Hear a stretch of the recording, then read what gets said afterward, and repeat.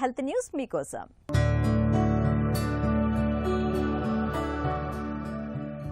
నడి వయసులో కుంగుబాటు లక్షణాలను తేలికగా తీసుకోకండి.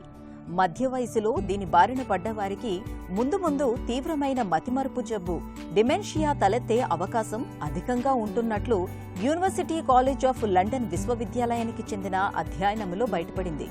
సుమారు 6,000 మందిని ఎంచుకుని వారు 40లో ఉన్నప్పటి నుంచి 2 దశాబ్దాలకు పైగా పరిశోధకులు పరిశీలించారు. ఇందులో మొత్తంగా కుంగుబాటు కన్నా ఏ లక్షణాలతో కుంగుబాటు ముప్పు ఎక్కువగా ఉంటుందో గుర్తించడానికి ప్రాధాన్యమివ్వటం గమనార్హం. మొత్తం 30 వేర్వేరు కుంగుబాటు లక్షణాల్లో 6తో కుంగుబాటు ముప్పు ఎక్కువగా ఉంటున్నట్లు పరిశోధకులు గమనించారు.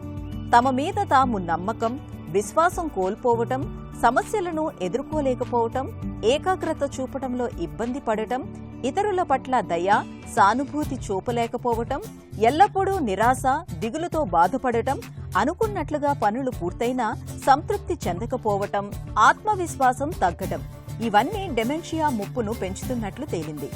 ఒక్కో దానితో 50% ముప్పు పెరుగుతున్నట్లు బయటపడింది.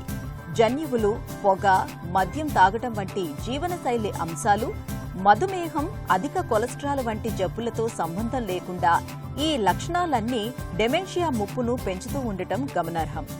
కుంగుబాటుతో బాధపడే వారిలో ఎవరికి డెమెన్షియా ముప్పు ఎక్కువగా ఉంటుందో తెలుసుకోవటానికి ఈ అధ్యయనం తోడ్పడగలదని పరిశోధకులు భావిస్తున్నారు.